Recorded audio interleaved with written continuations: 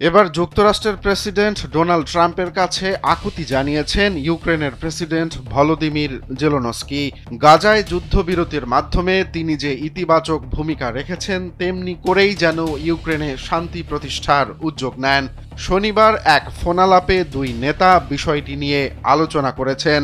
এই আলাপে জেলেনস্কি ইউক্রেনের জন্য টমাহক ক্রুজ মিসাইল সরবরাহের অনুরোধ পুনর্ব্যক্ত করেন। মার্কিন সংবাদ মাধ্যম এক্সিওসের তথ্যানুযায়ী আলোচনা হয়েছে ইউক্রেনের দূরপাল্লার হামলা চালানোর সক্ষমতা বাড়ানো নিয়েও। ট্রাম্প সম্প্রতি ইঙ্গিত দিয়েছেন তিনি ন্যাটো সদস্য দেশগুলোর কাছে টমাহক বিক্রির বিষয়ে এক ধরনের সিদ্ধান্ত নিয়েছেন, যা পরে ইউক্রেনের কাছে সরবরাহের পথ খুলে দিতে পারে।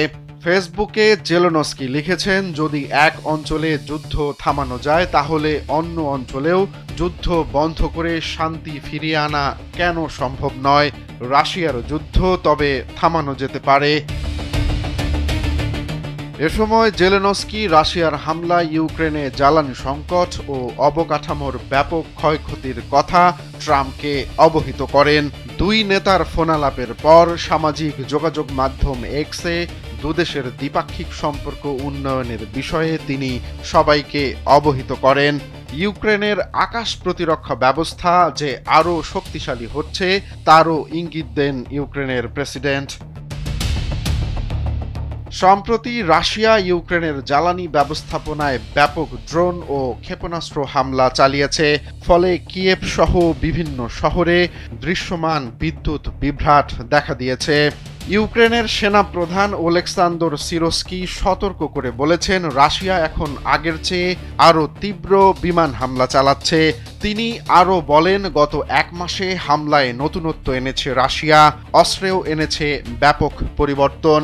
ইউক্রেনের প্রতিরক্ষা ব্যবস্থা প্রায় ৭৪% কার্যকর হলেও জ্বালানি ও সরবরাহ ব্যবস্থাকে আরও সুরক্ষিত করতে বাড়তি উদ্যোগ দরকার। শুধু গত সপ্তাহেই রাশিয়া ইউক্রেনে ৪৬৫টি শাহেদ ড্রোন, ৩২টি ডিকয় ড্রোনের পাশাপাশি ক্রুজ ও ব্যালিস্টিক মিসাইল নিক্ষেপ করেছে।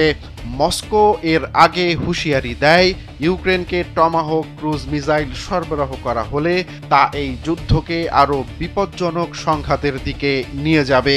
অন্যদিকে যুক্তরাজ্যের প্রধানমন্ত্রী কিয়ার স্টারমার, ফ্রান্সের প্রেসিডেন্ট ইমানুয়েল ম্যাক্রো এবং জার্মানির চ্যান্সেলর ফ্রিডরিখ মেরজ এক যৌথ বিবৃতিতে বলেন, তারা যুক্তরাষ্ট্রের সঙ্গে ঘনিষ্ঠ সমন্বয়ের মাধ্যমে রাশিয়ার অবরুদ্ধ রাষ্ট্রীয় সম্পদের অর্থমূল্য ব্যবহার করে ইউক্রেনকে সহায়তা দিতে প্রস্তুত।